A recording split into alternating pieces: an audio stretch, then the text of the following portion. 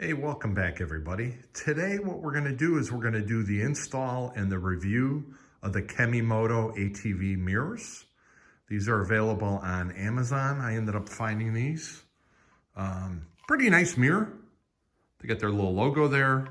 There is a dust cap on the top and on the bottom. Then they send you all the hardware. And actually, this is the box and the part number. I'll put a link in the description below. And just taking a look to see, where the best place is to mount these.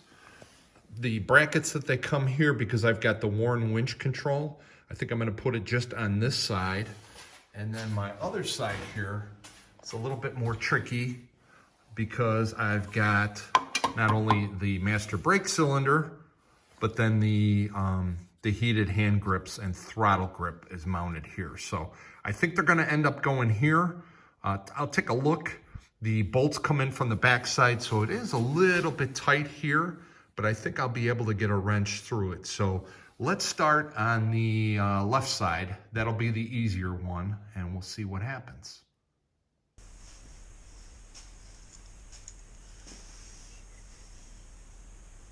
Two sets of brackets. Back part, front part. Going to use a little bit of blue Loctite, the non-permanent one, just to make sure that these don't rattle off. Just a little bit on the threads.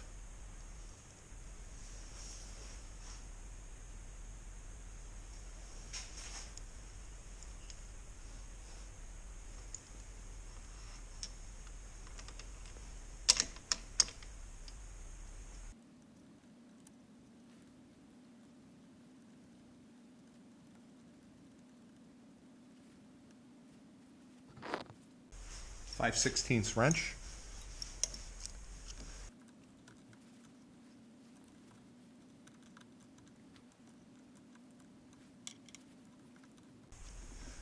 Sorry, the head of the bolts, it's a little awkward.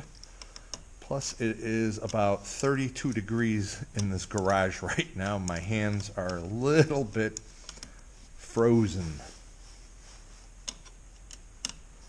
Heated garage maybe next year. Actually, insulated garage will be on my short-term project.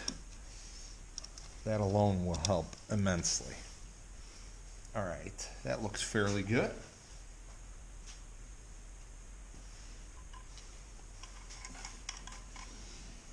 So they give you these extensions here in case you need them. For a different size, etc., in case you have something already there. I'm thinking I'm just going to go with the ones that are here. So these are just a lock nut.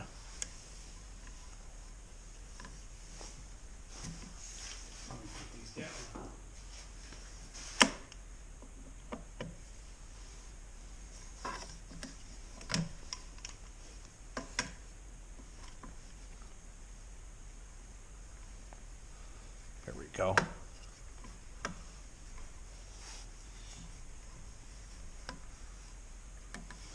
And what you got to do is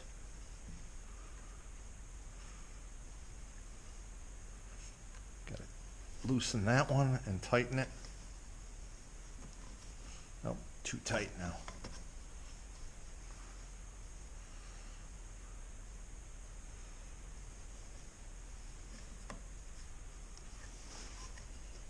That's probably good right there.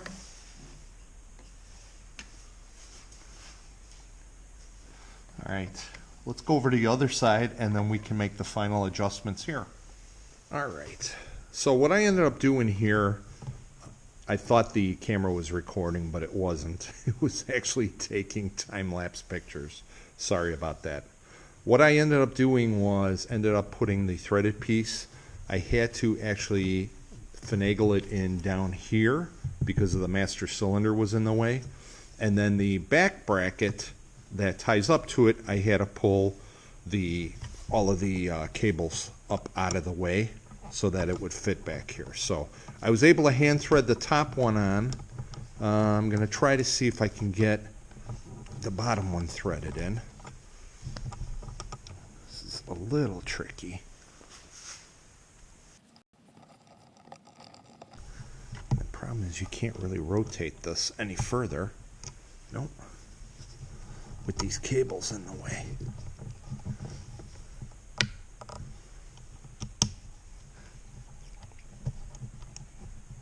Nope, still can't get it in there. All right, let's see if we can slide it down this way a little further. Oh, here we go. Maybe.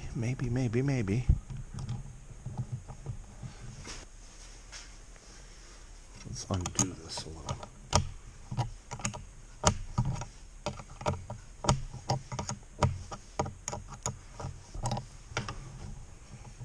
There we go.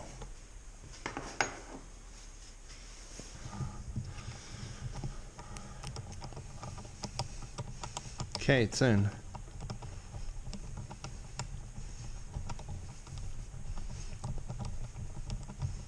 Try to hand tighten this as much as we can.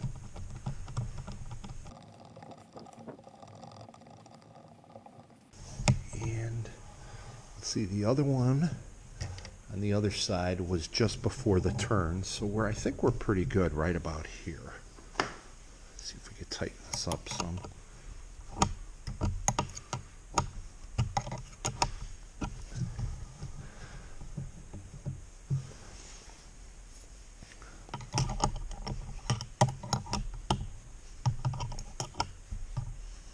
Perfect. I can get down to the bottom one. I don't know if you guys can see that or not.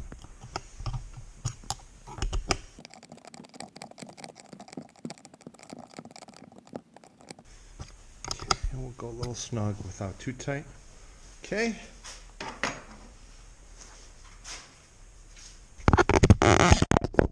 Whoa! Just lost the GoPro.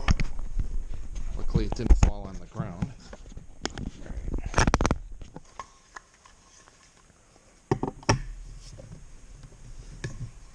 Yep, GoPro's going to be in the way here.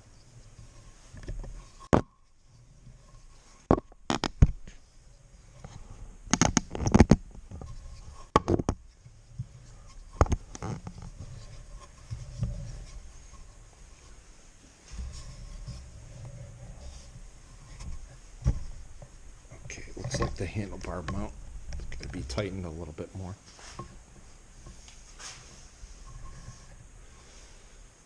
Okay, do a couple more turns here. Okay, and all we have to do is tighten this lock nut. I'll grab the right wrench, and we'll do that on both sides, and we'll adjust it, and we'll see how it is. Okay, so here is the final look. This is what it looks like with them installed. I tried to make sure everything was symmetrical. The lock nuts here, I ended up tightening, and then the boot slides right down. This boot here ends up sliding over. There's a little ridge.